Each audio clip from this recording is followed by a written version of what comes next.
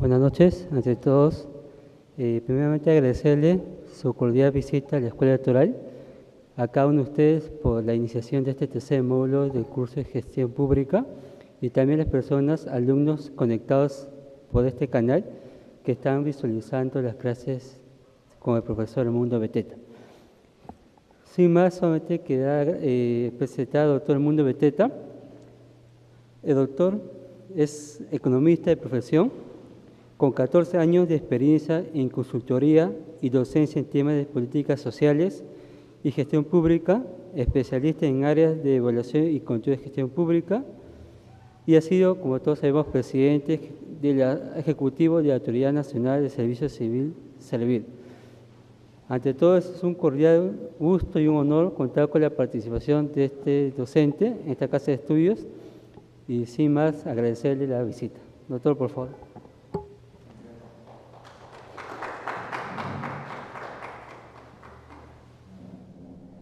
Gracias, muy buenas tardes. Vamos a empezar con la materia.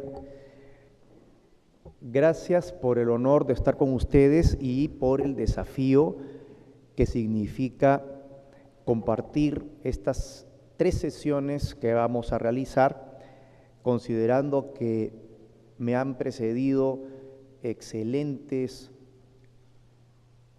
profesores como Héctor Béjar, Flavio Aucejo, Jorge Aragón. Realmente es un honor. Vamos a plantear 3 grandes temas y se dividen de manera lineal, pero haciendo abusos del lenguaje. ¿Qué quiero decir? Hoy hablaremos de formulación de políticas públicas, de algunos aspectos fundamentales. En la segunda parte, 8 de abril, sobre tópicos de implementación y finalmente aspectos de monitoreo y evaluación. Esa linealidad es falsa. Esa linealidad no existe. Usted debería ser capaz de formular una política pública susceptible de ser evaluada. Los intelectuales que les han dado clases anteriores les han explicado, sin duda, que la formulación de políticas públicas y que la gestión pública no son plenamente racionales. Pero yo me voy a concentrar en estas 3 sesiones en la racionalidad, porque necesitamos una luz en la oscuridad, necesitamos un faro para guiarnos. Los procesos de discusión, de negociación políticos que generan las políticas, valga la redundancia, tienen muchos aspectos no racionales, pero todo lo que veremos en estas sesiones es racionalidad pura. No hay linealidad, fue lo primero que dije. Usted debe ser capaz de diseñar pensando en el escrutinio público. Sus políticas públicas, sus programas debieran ser escrutados por la sociedad. A su vez, cuando usted piensa en la implementación, puede tomar medidas correctivas sobre diseño. A su vez, los resultados del monitoreo y de evaluación de políticas públicas a usted le debe permitir mejorar aspectos de diseño o también aspectos de implementación. De repente usted pensó en una política o programa salud orientado principalmente a mejorar la información y participación electoral de poblaciones amazónicas y posiblemente en el camino de la implementación los recursos se desviaron para implementar otro tipo de actividades o para llegar a otro tipo de ciudadanos que no necesariamente eran quienes más necesidad tenían de esa intervención de gobierno. Es decir, Con información usted puede aprender mucho y mejorar los diseños. Usted, para mejorar algo, tiene que conocerlo. Y para conocerlo, tiene que evaluarlo. Por tanto, formulación, implementación y monitoreo y evaluación son para mí una unidad, y solo de modo artificial vamos a esquematizar algunas ideas secuencialmente las próximas 3 clases. ¿Qué significa racionalidad? Puede ser muy complejo el proceso político. Pueden ser muy diversos los intereses de los actores que legítimamente esperan cosas distintas de la política pública. Unos esperan poco, otros esperan que se cumplan una serie de promesas. Pero más allá de esas complejidades, alrededor de la política pública hay racionalidad. Y hay racionalidad porque todos los interesados en una política pública tienen algún objetivo. Y en la esfera pública, quienes defienden posiciones distintas están defendiendo legítimos objetivos que pueden ser distintos. Y lo complejo de tomar decisiones colectivas, las políticas públicas se reconocen como decisiones. Se dice también que se reconocen en el espacio decisional. Y las políticas, aún siendo complejas porque agregan visiones distintas de grupos con distintos objetivos sobre lo que debe hacer el Estado, aún así son susceptibles de un análisis racional en el momento en que ya se plasmaron en ciertos documentos o instrumentos de la política aspectos de racionalidad. Si usted tiene un plan nacional de la juventud, este plantea una serie de objetivos. Si usted tiene un plan bicentenario, que es como se llama el Plan Estratégico de Desarrollo Nacional, ese plan también tiene objetivos. Ser racional es tener objetivos. Agregar las racionalidades es lo complejo, pero la racionalidad existe. Es correcto, como quizás les explicaron otros profesores, que la racionalidad puede ser bastante limitada y los seres humanos tener muy poca información. Y al tener poca información, los seres humanos que esperan más o menos cosas del gobierno y quienes en su representación deliberan y toman decisiones, al carecer de información pueden tomar muchas decisiones incorrectas. Ese es el mundo real.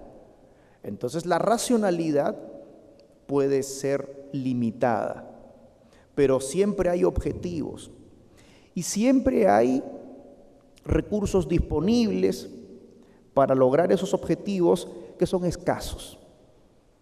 Como sospechan, el tono de estas 3 sesiones será economicista, porque no sé pensar las políticas públicas de otra forma. En ese contexto, en un enfoque economicista bien entendido, la racionalidad significa lograr lo mejor del objetivo y usando correctamente los recursos disponibles. Porque las sociedades pueden establecer muchos objetivos y los recursos son limitados y hay que usarlos con responsabilidad. Eso significa, ojo, que el problema de escasez no se restringe al dinero. Usted escucha cotidianamente sobre entidades de gobierno que, aún beneficiadas por un presupuesto bastante más generoso por el canon minero, no logran ejecutar dichos recursos presupuestales. Entonces, la escasez siempre existe. En ese ejemplo, la escasez se refiere a otro tipo de capacidades. Capacidades técnicas para formular proyectos relevantes, capacidades posiblemente para gestionar correctamente sistemas administrativos claves de los que ya les deben haber hablado, como los de presupuesto y de inversión pública, y eso puede llevar a problemas en las contrataciones, en la formulación de proyectos que realmente mejoren el bienestar de la sociedad. Entonces, acá nos remitimos a la racionalidad de conseguir objetivos deseables para la sociedad y hacerlo con el mejor uso de los recursos. Desde esa perspectiva, el optimizador es una especie de calculadora. Yo lo digo sonriendo porque sé que eso es limitado. Y esta calculadora humana,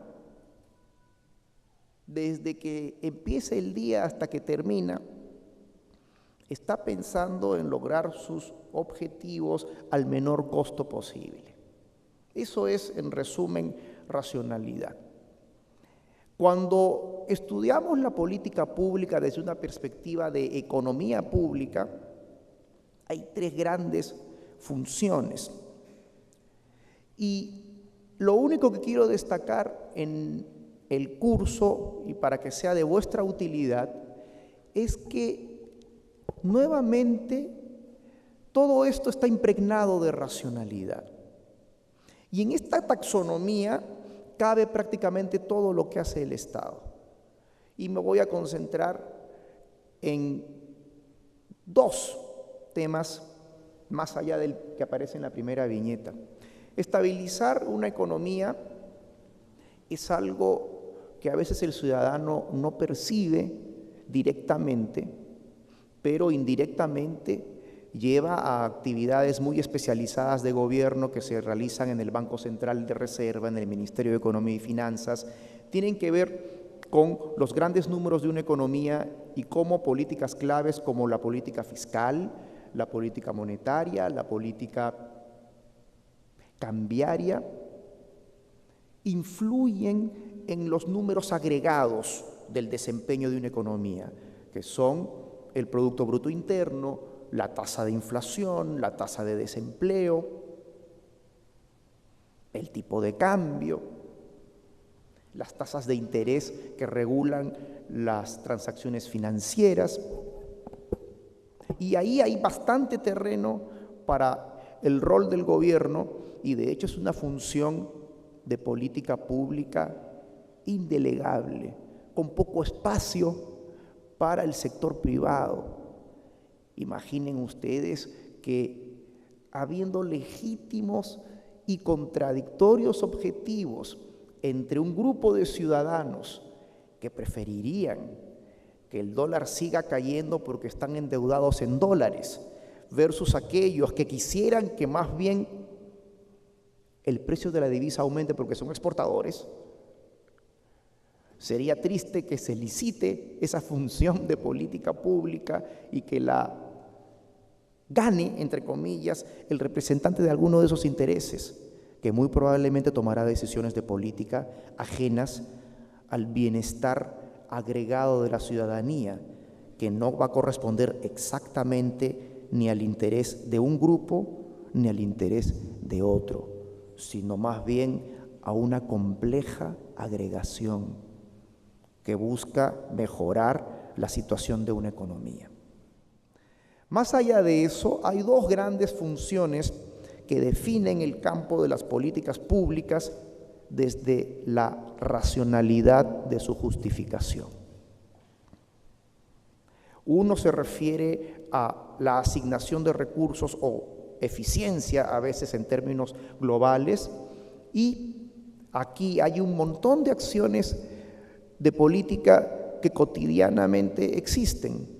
De hecho, el trabajo de un jurado nacional de elecciones se refiere principalmente a participar en un bien público que tiene que ver con regular procesos electorales. Esa regulación también es indelegable. Es una función muy particular de gobierno que no podría existir por el solo acuerdo de los ciudadanos, por el acuerdo voluntario. Voy a volver sobre este punto porque el manejo de bienes públicos es un tema crítico para mi gusto. ¿Qué ocurre hoy en el caso de la seguridad ciudadana, tema de moda?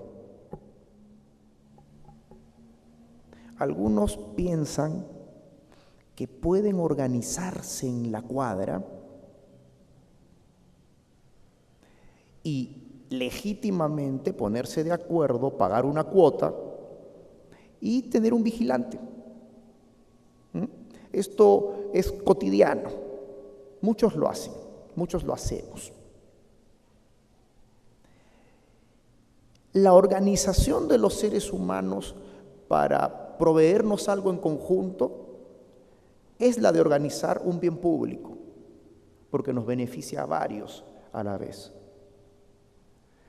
Incluso un club cerrado, con ciertas instalaciones, tiene características de bien público porque lo van a disfrutar todos aquellos que han pagado la cuota y tienen en general una misma capacidad de acceso a ese bien colectivo, aunque unos disfrutan más del club que otros. Mi punto es que los bienes públicos son fundamentales para el bienestar ciudadano y a veces los ciudadanos se pueden organizar para proveerlos, pero en ciertas áreas hay algo que solo el Estado puede hacer. Si todas las cuadras, todos los barrios caóticamente organizan sus vigilantes, ¿quién planifica el patrullaje en el territorio? ¿Quién planifica que no haya descoordinaciones entre un distrito y otro cuando un delincuente transpone una frontera? El manejo correcto de esos aspectos de bienestar ciudadano, que es un bien colectivo, difícilmente lo vamos a poder asumir plenamente con nuestros esfuerzos particulares de seguridad ciudadana.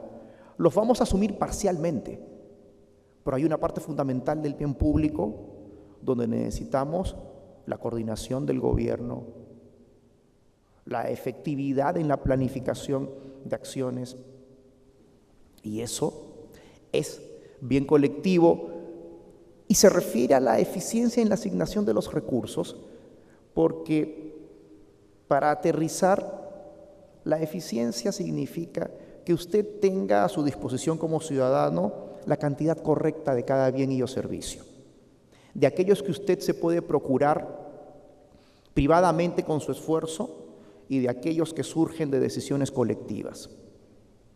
El acceso a la salud, el acceso a la educación, el acceso a la información electoral, todos ellos son bienes y o servicios donde quisiéramos disponer de la cantidad correcta. La honestidad de la política es otro bien público fundamental del cual también quisiéramos disponer la cantidad correcta. Y ese es un problema de eficiencia.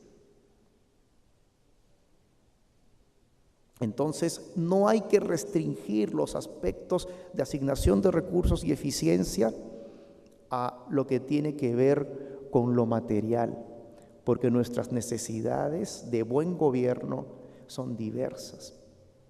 Los gobiernos, por ejemplo, para mejorar la eficiencia, ayudan a los ciudadanos a corregir fallas de información que existen en los mercados. Hace un momento les hablaba de casos en los que el gobierno es insustituible porque provee bienes públicos que no se pueden producir privadamente. Pero también es cierto que el Estado tiene herramientas de política potentes para regular el comportamiento del sector privado de modo de mejorar el acceso de los ciudadanos a bienes y o servicios fundamentales en la cantidad correcta. Eso es eficiencia. Y por eso, así como el gobierno se encarga directamente de los servicios de defensa nacional, seguridad ciudadana, la institucionalidad de administración de la justicia, también solicita que cuando le venden a un ciudadano una caja de un refresco que dice jugo de naranja, quien lo produce señale en la etiqueta que porcentaje de ese litro corresponde a jugo de naranja. Aunque la etiqueta gigante diga jugo de naranja, como ustedes saben, no es el 100%. En muchas situaciones, entonces, el gobierno interviene y regula comportamientos privados con el objetivo de mejorar la eficiencia que se refiere a la asignación de los recursos y a tener las cantidades correctas. Tener las cantidades correctas significa entonces la cantidad correcta de acceso a la justicia, a la seguridad ciudadana, a la defensa, pero también a la información sobre los bienes y servicios que produce el sector privado, sobre todo en aspectos que tienen que ver con nuestra salud, con nuestra calidad de vida y donde no necesariamente tenemos toda esa información. Hay un tercer aspecto importante, muy controversial, pero que engloba muchas políticas de gobierno, que es la redistribución. A veces se le llama la equidad.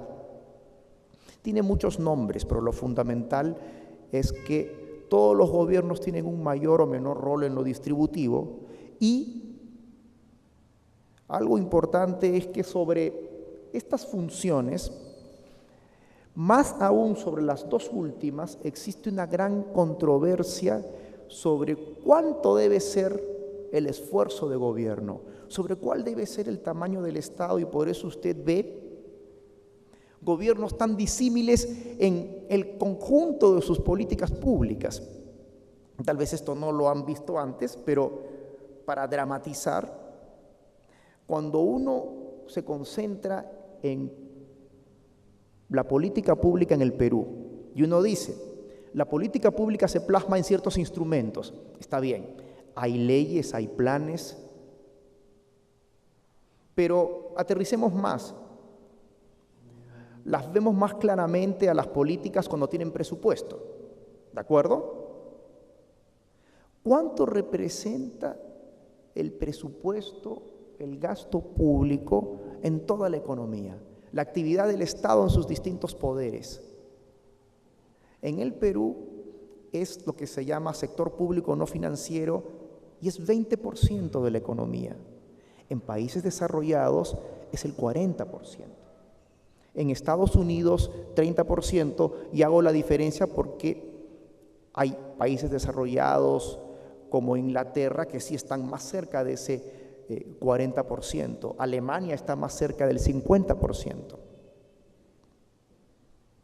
Y eso significa que existen distintas visiones sobre cuánta justificación existe para las políticas públicas en estas áreas que he mencionado. Entonces, en un terreno siempre controversial, primera reflexión, usted tiene que saber justificar. ¿Por qué lo que usted hace se inserta en el marco de necesidades de los ciudadanos? Ese es el punto de partida de esto que llamo racionalidad, sobre lo cual puede existir mucha controversia, como explicaba. Pero tampoco tanto, porque cuando usted nuevamente trata de aterrizar en dinero o en la distribución del gasto público las diversas políticas de los países, usted va a encontrar que aún siendo los gobiernos de distinto tamaño con el criterio que utilicé, hay ciertas constantes. Los gobiernos suelen concentrarse en ciertas funciones claves, como las que realizan sin duda los amigos del Jurado Nacional de Elecciones, la institucionalidad de justicia, los bienes públicos, pero claramente seguridad social y bienestar, salud, educación, suelen ser dominantes en la composición del gasto público en varios de nuestros países. En países como el Perú en particular, hay un atraso en comparación con países desarrollados en la inversión en infraestructura, en el desarrollo de una red vial y de comunicaciones que integre a los peruanos. Por lo mismo, no sorprende que los ministerios dedicados a infraestructura en el Perú tengan todavía una significativa proporción dentro del presupuesto nacional. Para aterrizar algunas recomendaciones para este análisis racional de la formulación de políticas, ¿sí? La más general, ya dije, es que usted pueda justificar el papel de una política, de ciertas decisiones en lo que aporta al ciudadano. A esto algunos le llaman el valor.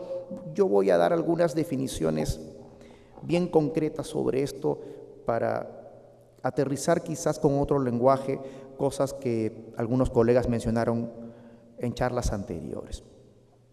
Yo les diría primero lo que ya traen de otras clases, es decir, identificar la racionalidad de los actores que están alrededor de esa política, como interesados, como ganadores, como perdedores. 2, no se asusten, la teoría y los modelos. Es algo muy utilizado cada vez más.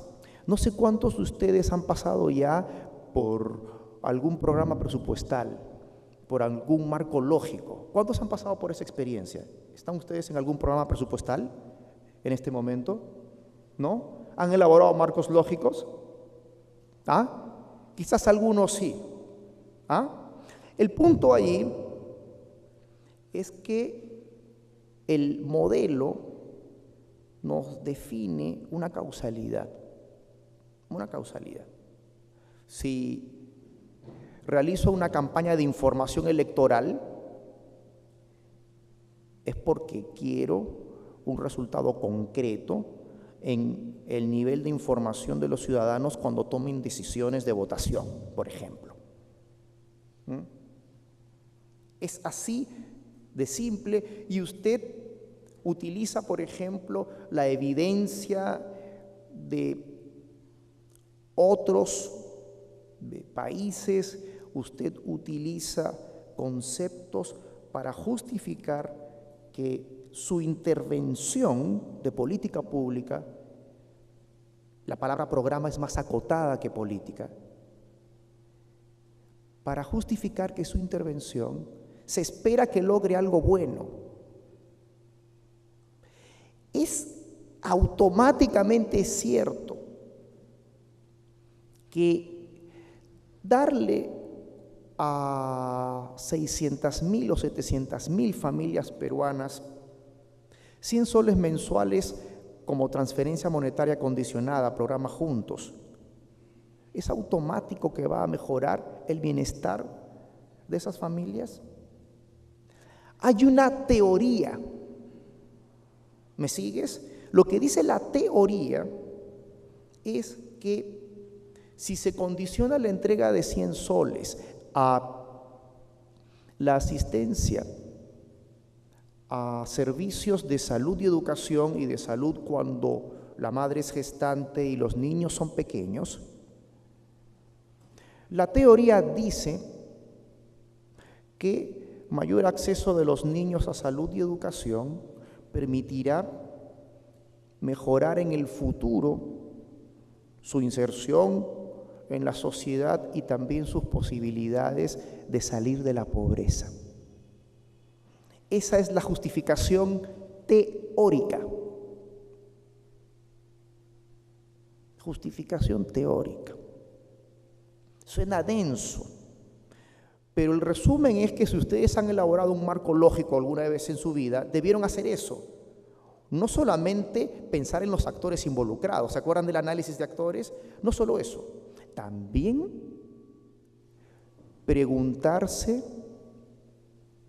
cuál es el vínculo causal entre aquella intervención que ustedes quieren realizar y el logro de algo bueno para los ciudadanos. Eso es una teoría. En el lenguaje de la evaluación moderna de políticas públicas, hoy le llamamos la teoría del cambio.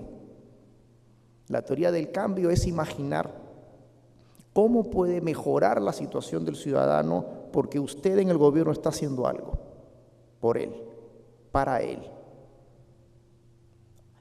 Me gusta el ejemplo del programa Juntos porque uno no se puede quedar en la teoría. La teoría se necesita. El MEF también les va a pedir la teoría si usted está participando en el diseño de un programa presupuestal, que es un marco lógico un poco más sofisticado. ¿De acuerdo? Pero cuidado, no basta con decir que en teoría, si los ciudadanos que reciben los 100 soles del programa Juntos deciden que los niños asistan más a los servicios de salud y de educación, que eso automáticamente y por sí solo sea el único efecto positivo. La evidencia, punto 3, la evidencia nos puede llevar a sorprendentes hallazgos. Repito, sorprendentes sobre algunos efectos positivos no previstos y quizás sobre algunos potenciales efectos negativos no previstos. ¿Cuál puede ser un efecto positivo no previsto? Que si efectivamente estamos logrando que los niños asistan más a la escuela, tengan menos tiempo para trabajar y se reduzca el trabajo infantil. ¿Me siguen? Pero un efecto potencial negativo es que el diseño de la implementación del programa haga creer a la gente que vas a ser beneficiario de los 100 soles toda la vida por el hecho de tener niños y que por lo tanto eso estimule o a seguir teniendo niños o peor aún, más grave aún, a inducir embarazo adolescente. Y volviendo a la relación que existe entre evidencia y teoría, porque la evidencia mejora nuestras creencias sobre lo que funciona en términos de causalidad. Si volvemos a ese punto, el embarazo adolescente es justo una fuerza totalmente contraria a la intención de reducir la pobreza. Es más bien una forma de perpetuar la pobreza para los padres, para la madre, para el niño, para su desarrollo mental, cognitivo, etc. Es decir, les estoy empezando a hablar de algo dramáticamente distinto a nuestro estilo de hacer política pública en el Perú. Repito, dramáticamente distinto. ¿Qué quiero decir? Trabajar más seriamente la evidencia, las relaciones causales, preguntarnos qué tipo de resultados queremos lograr para los ciudadanos y cuáles son, según la teoría, pero también según las evidencias, aquellas fuerzas contrarias al logro de esos objetivos y medir la incidencia de esas fuerzas, es lo que yo llamo formular políticas públicas basados en evidencia. Eso es exactamente igual a lo dramático que fue para la humanidad pasar de la alquimia a la medicina científica. ¿Cuánto creen ustedes que vivía la gente en la Edad Media cuando unas señoras y señores muy bien intencionados, alquimistas, buscaban fórmulas para paliar el dolor, calmar las heridas? ¿Cuánto creen que vivía la gente? Usted. ¿Sí? ¿Cuál era el promedio? ¿Cuál era el promedio o esperanza de vida? Se le llama técnicamente. Hasta menos de 45 años. En el siglo XVIII, no nos vayamos a la Europa de la Edad Media, en el siglo XVIII, una peste en el Perú, éramos virreinato, causó una reducción de población que se estima en cerca de 30%, solo por una peste, una infección que se difundió de manera generalizada. Al no existir medicina científica, hoy cada fármaco que usted consume o administra a sus seres queridos ha sido probado en términos de su evidencia y eficacia para resolver un mal. Y por eso hoy, ya en muchos países, la esperanza de vida es de 80 años. En el Perú estamos cerca de los 75 años aproximadamente, un poquito más las mujeres que los varones, porque tienen un don de la inmortalidad. Es una regularidad estadística que las mujeres viven más. Entonces, así de dramática es la diferencia entre hacer política pública a ciegas y usar evidencias. Es así de dramático. No nos comparemos con países desarrollados. En países vecinos, particularmente en tres, Colombia, Brasil, Chile, países fronterizos, hay sistemas de evaluación de la política pública que permiten generar evidencias. Y eso quiere decir que se contratan estudios rigurosos y que los resultados se utilizan. Mi recuerdo aproximado, por ejemplo, del caso chileno, donde me tocó durante 3 años ser coordinador de evaluaciones de impacto en el MEF de allá, me dice que en 10 años, en los últimos 10 años, ellos han logrado evaluar más del 40% de todo su presupuesto, de todo su gasto público, en términos de su efectividad, en términos de lo que se logra para el ciudadano, y usan las evaluaciones para tomar decisiones de mejora, es decir, para pulir el diseño, pulir la implementación de las políticas. Acá estamos casi en cero, prácticamente en cero. Recién se han dado en los últimos 4 años los primeros pasos para construir un pequeño sistema de evaluación y ojalá avancemos en esa dirección. Hoy la búsqueda de evidencia es un esfuerzo aislado que hacemos o los académicos o algunas entidades públicas muy responsables, pero no es un esfuerzo sistemático. Y esto es una cuestión muy grave, y muy grave porque ya existe un desarrollo de métodos suficientemente amplio como para que usted pueda hacer estas cosas.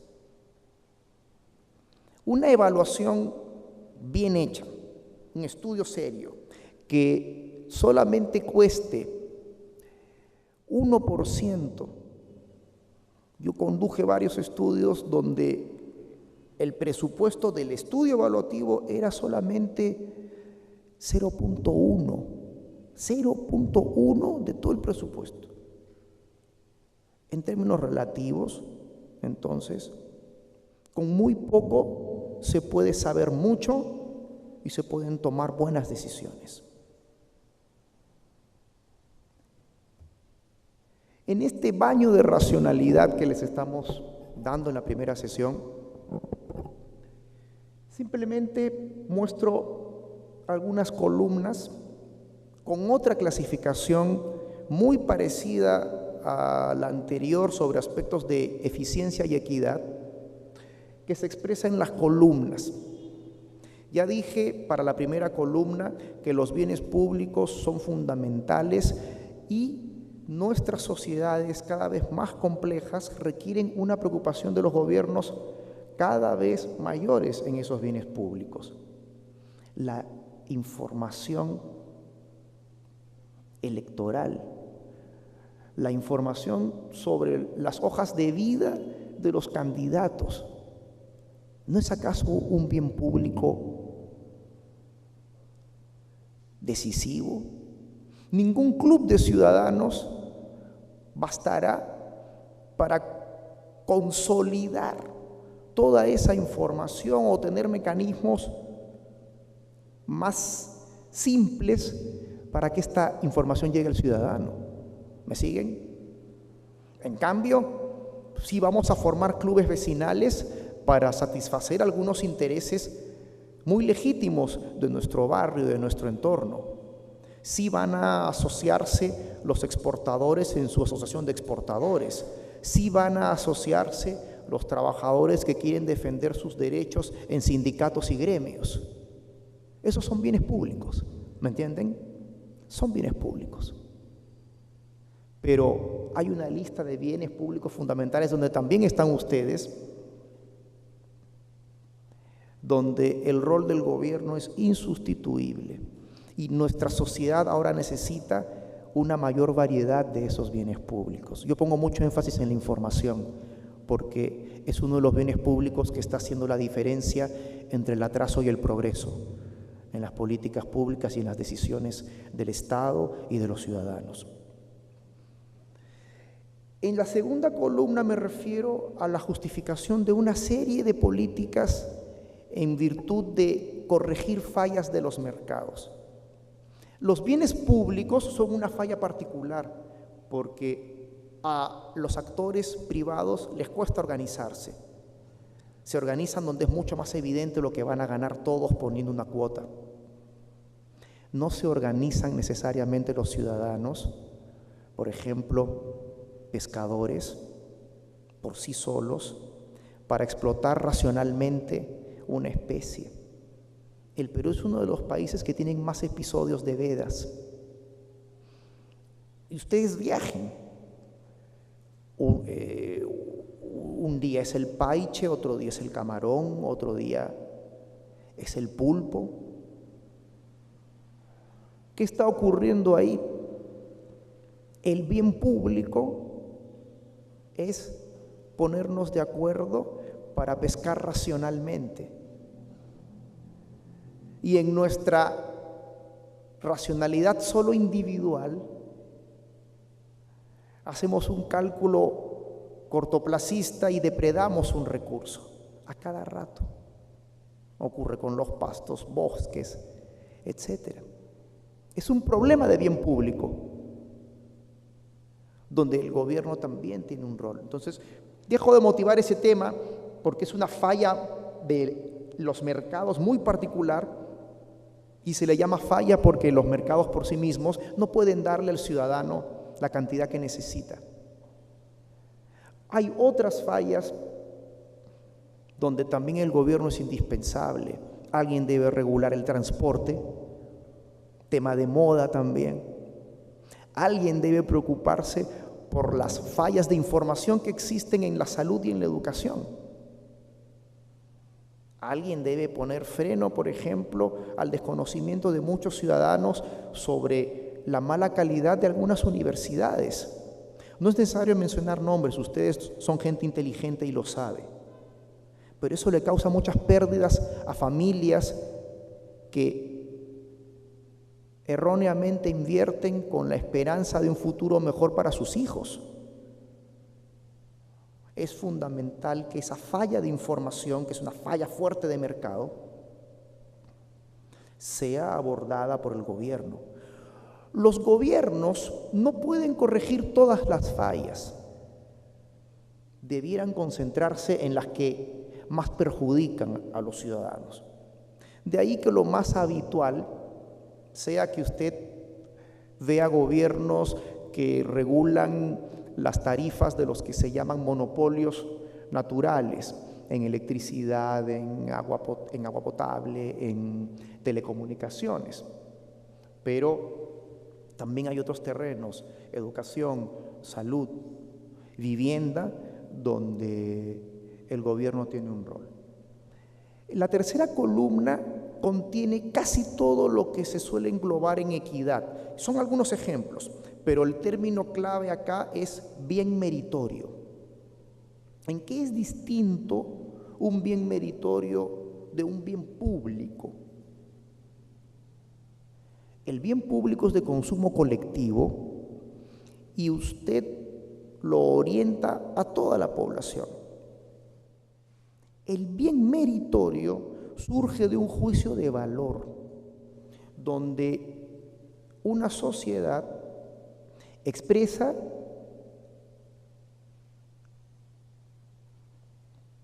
que todos los ciudadanos tienen derecho a acceder a un bien costoso independientemente de su capacidad de pago.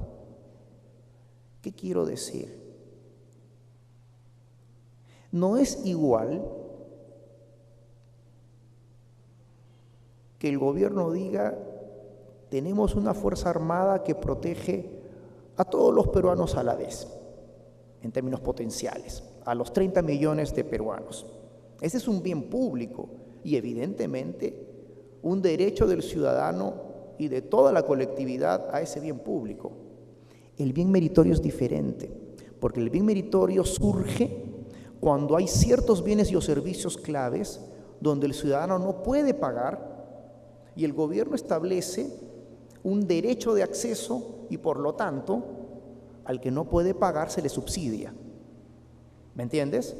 Se le subsidia o dándole educación escolar gratuita o a una tarifa baja, o atención en un hospital público a una tarifa baja, o dándole a los ciudadanos el acceso a una pensión si no tuviste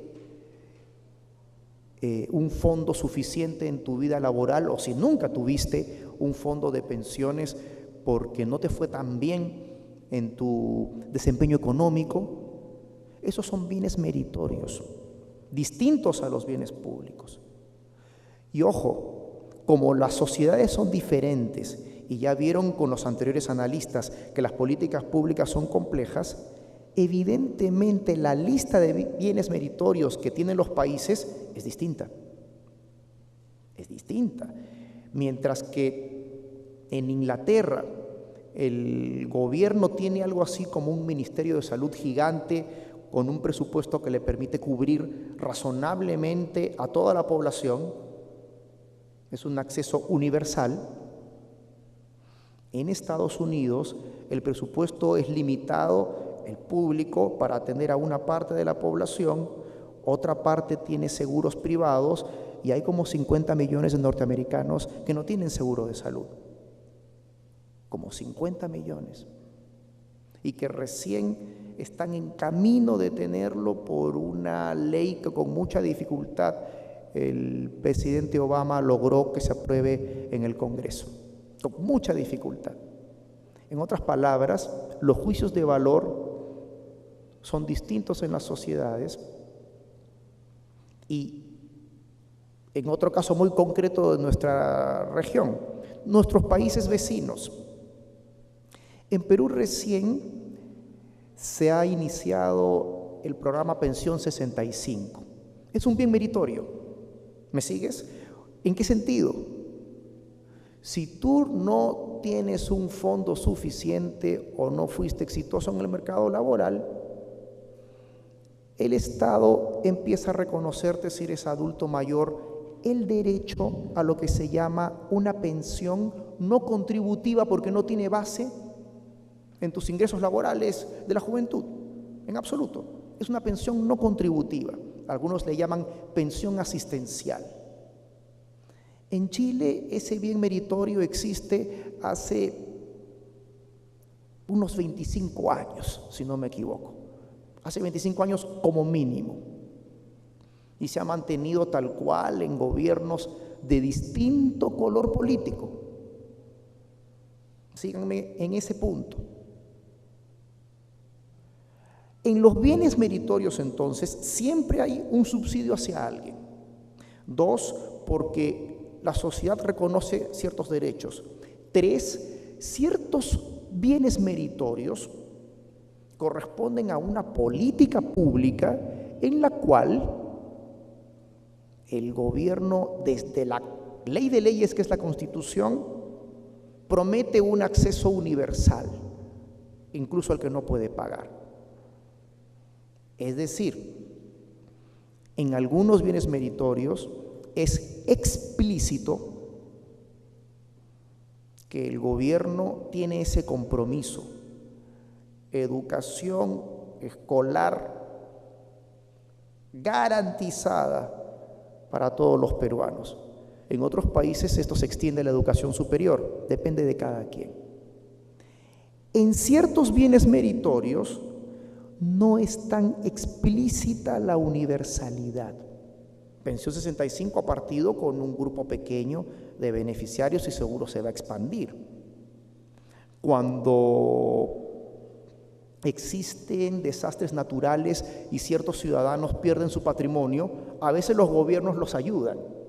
Hay una legítima solidaridad de la sociedad, pero no se dice en la ley: el gobierno le repone la casa a todo aquel que se ve arrasado por un huaico. ¿Se entiende?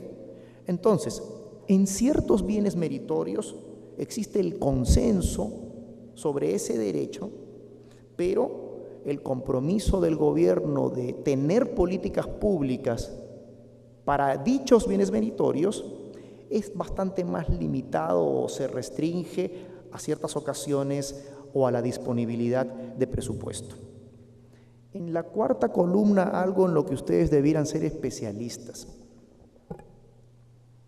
Es cierto que en este enfoque racional de la política pública estamos casi siempre mejorando o queriendo mejorar la formulación de políticas hacia el ciudadano, es decir, que quieren contribuir a objetivos como los de mejorar el nivel de salud, la esperanza de vida, los logros de aprendizaje de los niños, la seguridad ciudadana, el acceso al sistema de justicia, la descongestión del sistema penitenciario.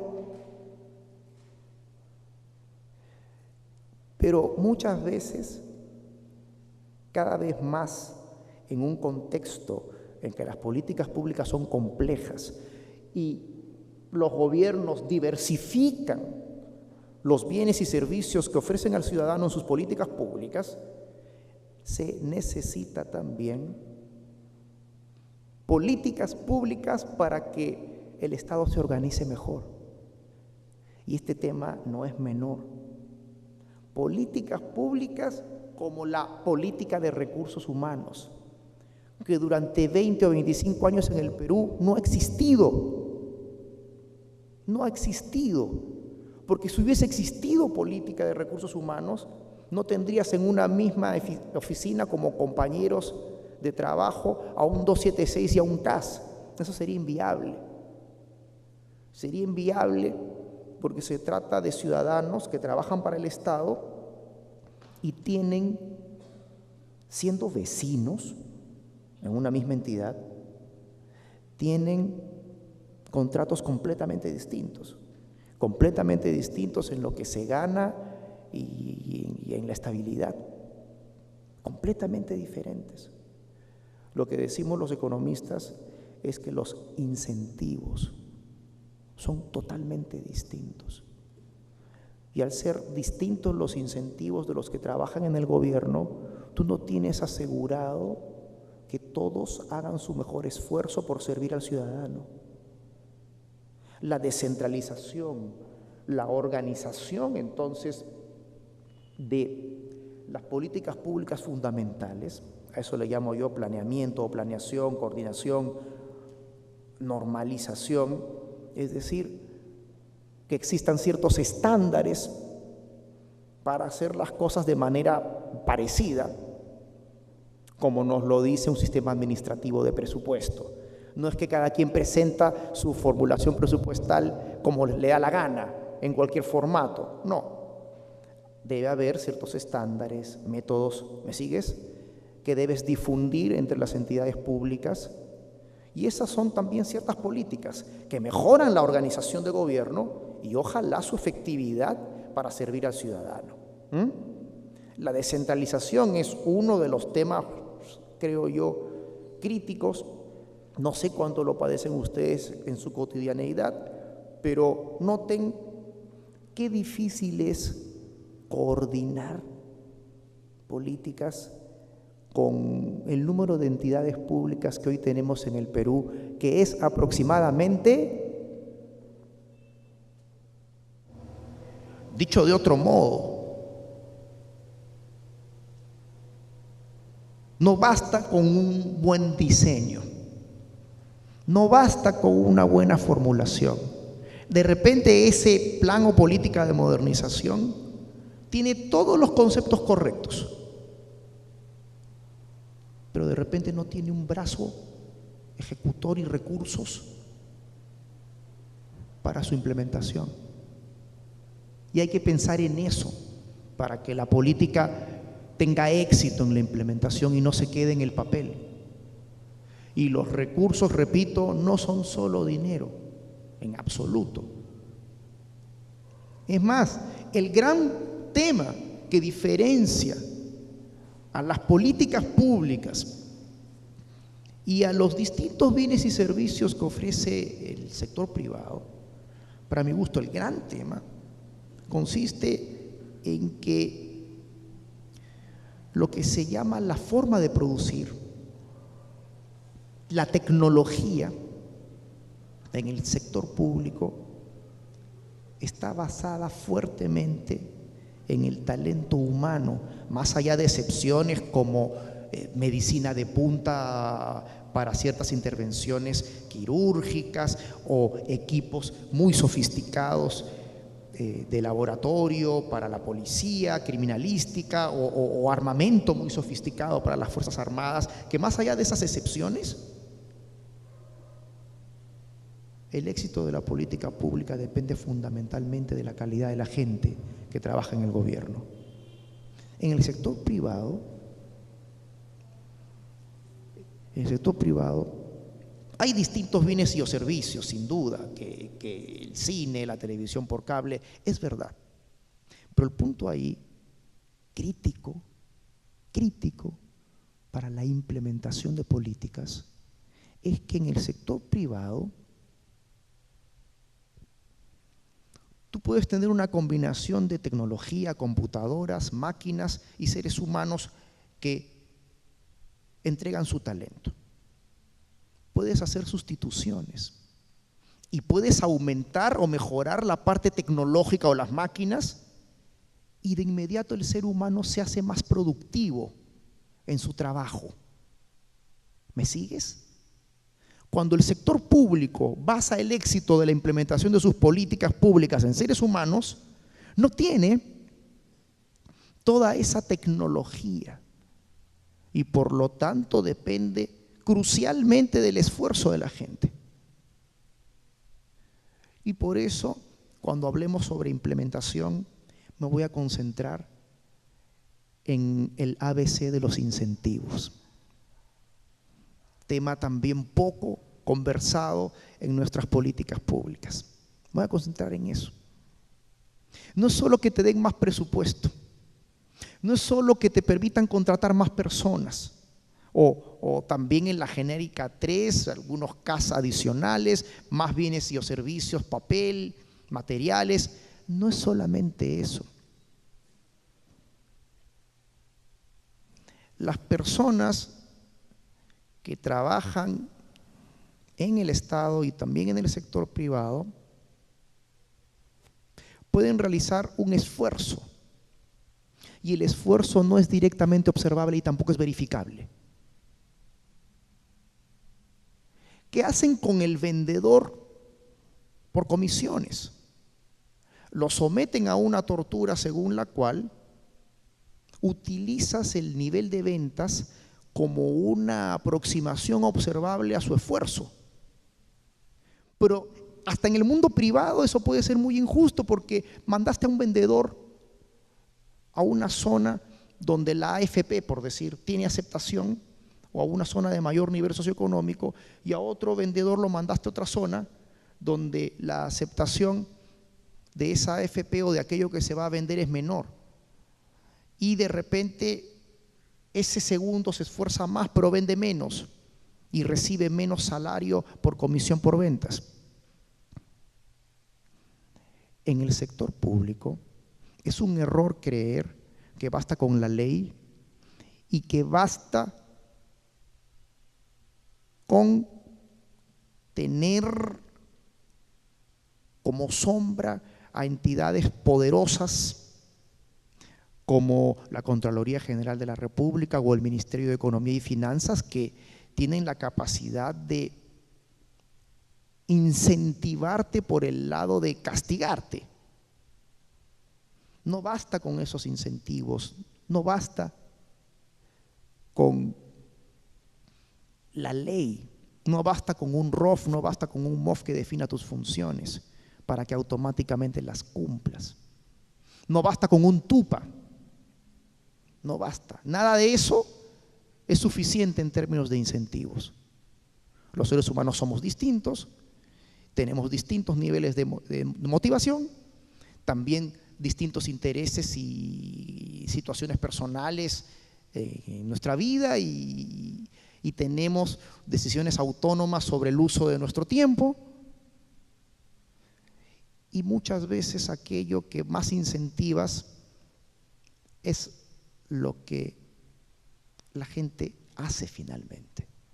Y si no incentivas nada, la gente se limitará a cumplir tareas, a medir actividades, informes, etc.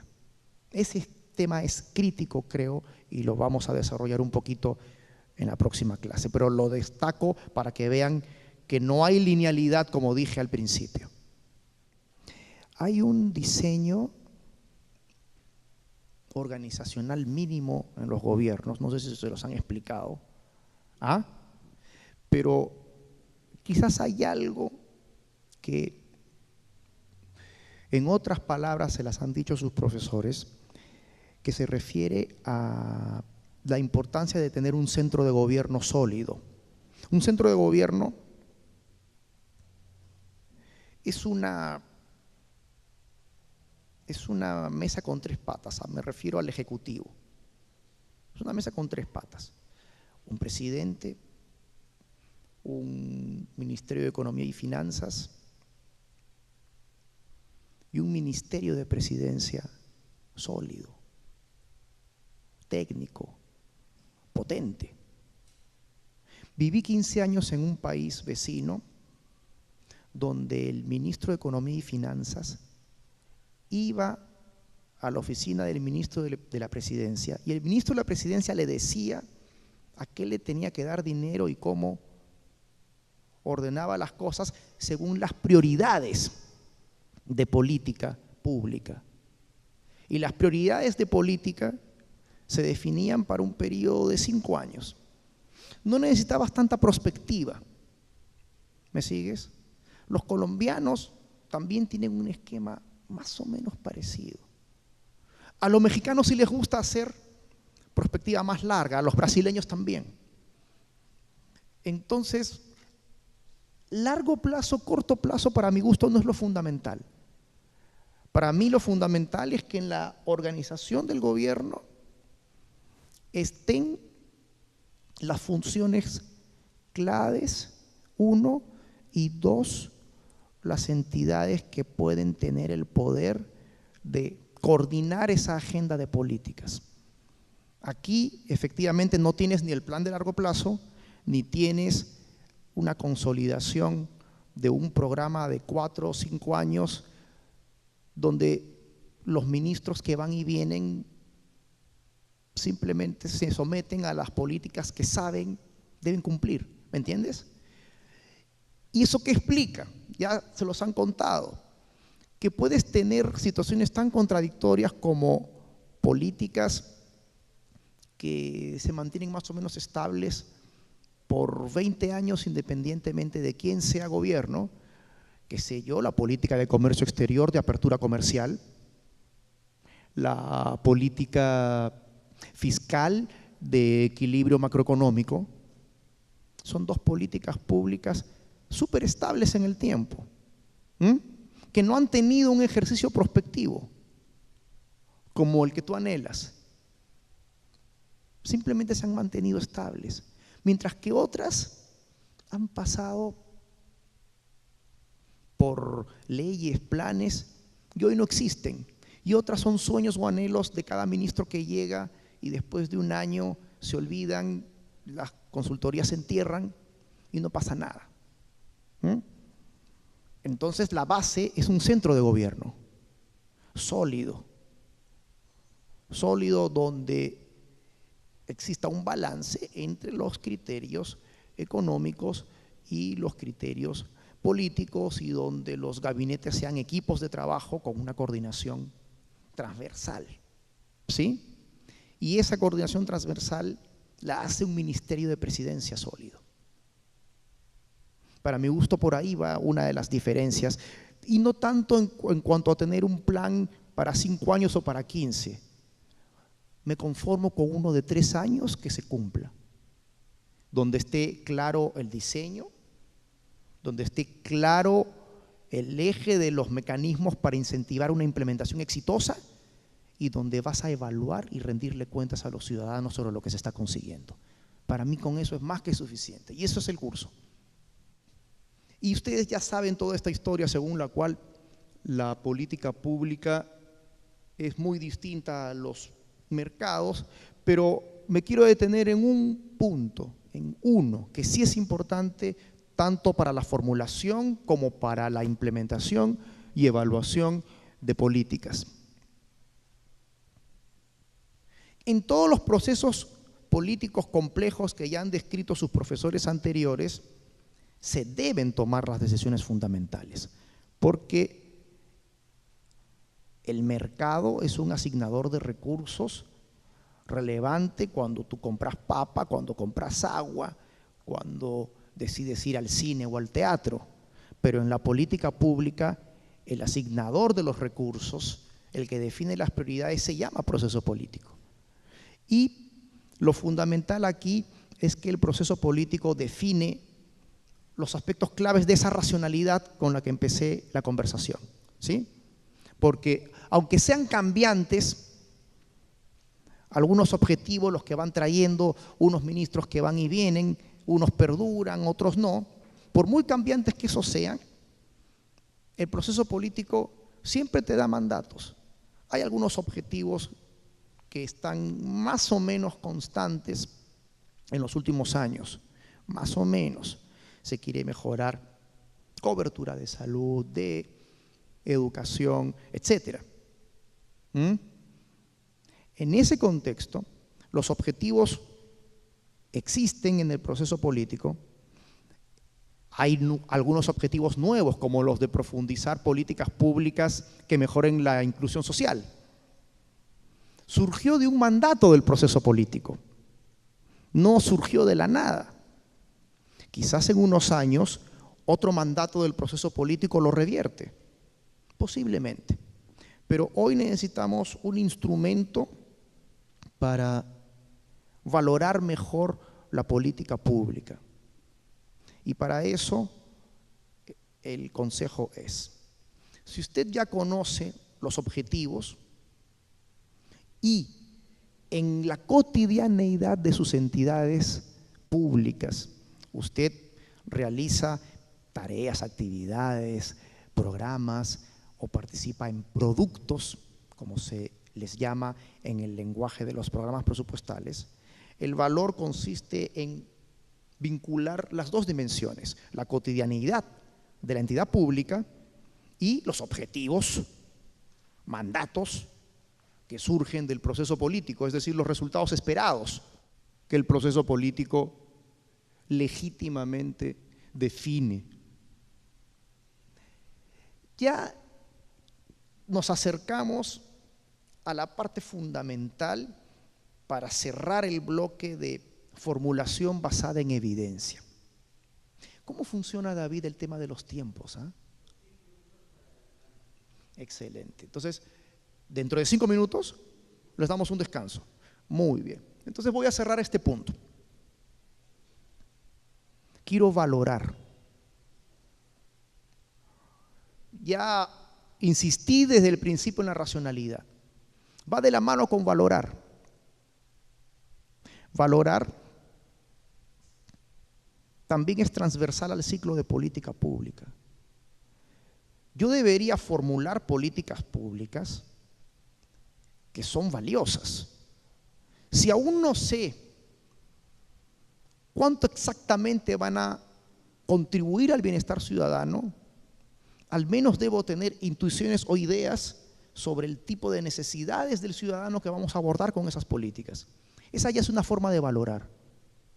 Pero también debo valorar mientras estoy implementando y también cuando quiero evaluar más seriamente si efectivamente el ciudadano recibe los beneficios que hemos prometido. Eso es valorar. ¿Es más difícil en el sector público? Sí. Objetivos diversos, objetivos cambiantes, objetivos que pueden ser múltiples o entrar en contradicción entre sí.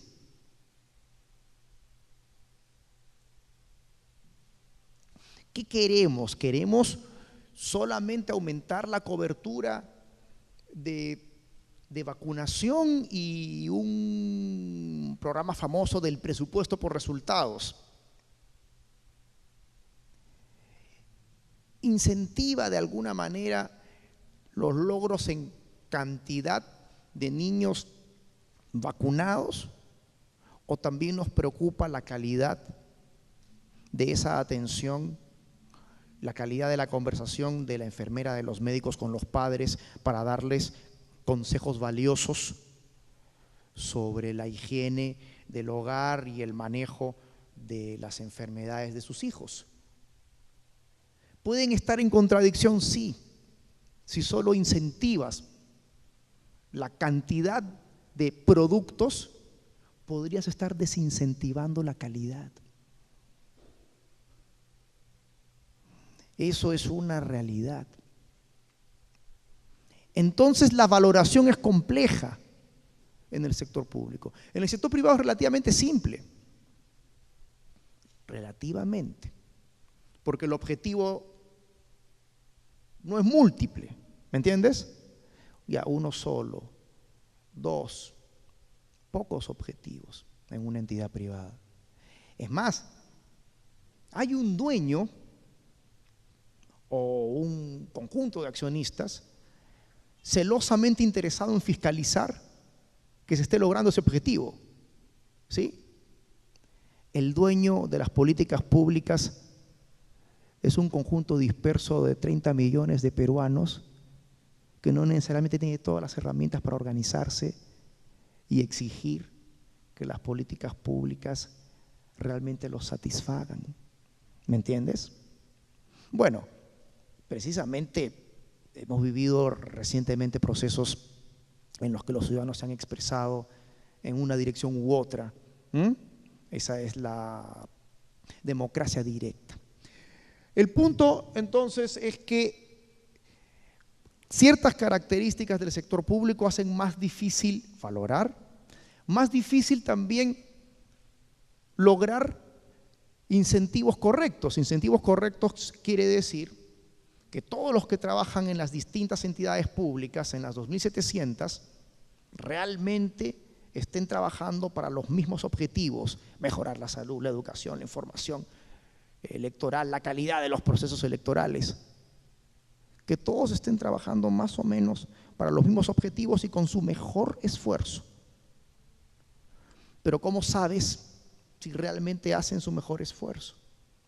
Si además es difícil medir esa diversidad de aspectos en los que el gobierno puede mejorar el bienestar ciudadano. También los gobiernos se pueden equivocar cuando creen tener información sobre el sector privado. Es decir, un organismo público regulador, acá les llaman ositos. Los ositos regulan tarifas y en general la competencia en ciertos sectores donde hay poder monopólico. Los ositos pueden equivocarse un montón si no conocen la verdadera estructura de costos de una empresa privada a la que le regulan la tarifa. Se pueden equivocar mucho y hacerle mucho daño al ciudadano por no tener esa información. Lo mismo si un gobierno quiere ampliar pensión 65, un gobierno se puede equivocar mucho si no conoce a los ciudadanos. ¿Qué quiero decir? A propósito de los incentivos, teóricamente, si yo quiero mejorar la calidad de vida del adulto mayor con una pensión más digna, de un adulto mayor que no ha podido acumular un fondo privado, si ese es el caso, y yo desconozco que una parte importante X de los adultos mayores pobres disfruta de algún mecanismo de solidaridad que funciona de hijos a padres, que funciona o también bajo la forma de apoyos comunitarios, de repente un subsidio público o una pensión pública simplemente sustituye el esfuerzo solidario de los miembros del núcleo familiar, ¿me entienden?, de ese adulto mayor, y en términos netos no mejora el bienestar del adulto mayor. Y ahí el error podría surgir de una falla de información del gobierno, donde no conoce a los ciudadanos y formula políticas públicas con la intención de beneficiarlos. Los gobiernos se pueden equivocar mucho por ese lado. Esto es un desafío entonces, y sigo insistiendo en este enfoque de formular política pública basada en evidencia y en una mayor cercanía entre el gobierno y el ciudadano. En otras palabras, mi enfoque no es tan tecnocrático como parece. No es fácil tampoco conocer sobre las motivaciones de los funcionarios públicos. Algunos tienen una actitud que se llama benevolente porque tiene una gran vocación de servicio y otros no tanto. Es así. Hay que recordar también que en el sector público sí funciona una analogía que viene del sector privado. ¿Cuándo fallan más los mercados en el mundo privado? Para proveer bienes y servicios a la gente, en los mercados la falla es mayor cuando no hay competencia. Así de simple. Es súper simple. Cuando no hay competencia, mayor el peligro de que abusen de uno, de que le cobren más. Y eso es pérdida social. Así lo vemos los economistas. En el sector público existen situaciones en las que, por la naturaleza de nuestras actividades, tenemos algo así como un poder monopólico, o porque brindamos bienes públicos donde somos insustituibles, como en el caso de la institucionalidad electoral.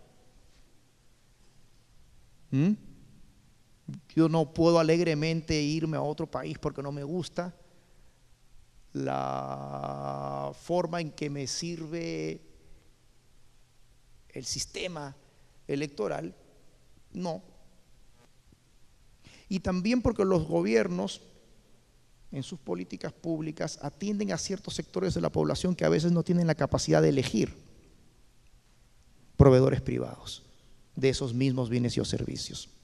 Y eso nos da un poder de mercado y el peligro de la comodidad. Y el peligro también entonces de que las actividades que se realizan en las entidades públicas sean una simple rutina de repeticiones. Me ha tocado visitar ministerios que, por ejemplo, apoyan a productores, agricultores, microempresarios, y hace 20 años les dan prácticamente lo mismo. Prácticamente lo mismo en 20 años. Y se llaman políticas de fomento, políticas o programas de desarrollo productivo. Y no hay ninguna evidencia de los logros. Simplemente actividades y servicios que rutinariamente están ahí. Ya, vamos a darte asistencia técnica agrícola. A veces, un tema institucional relevante es que las políticas públicas se mantienen con ciertas características o con cierto presupuesto más allá de lo que requieren, porque no se ha justificado su continuidad y porque más bien han tenido éxito ciertos funcionarios en perpetuar la inercia. De hecho, la política pública de presupuesto dominante en el Perú ha sido históricamente lo que se llama inercia presupuestal. Ustedes lo saben mejor que yo. Todos los años prácticamente te dan el mismo techo. Inercia. Y esa no es una política presupuestal moderna. También se le llama incrementalismo. El presupuesto por resultados empieza a ser una ventana de oportunidades para esa renovación. Inmediatamente después del corte vamos a aterrizar qué cosa es el valor y el desempeño.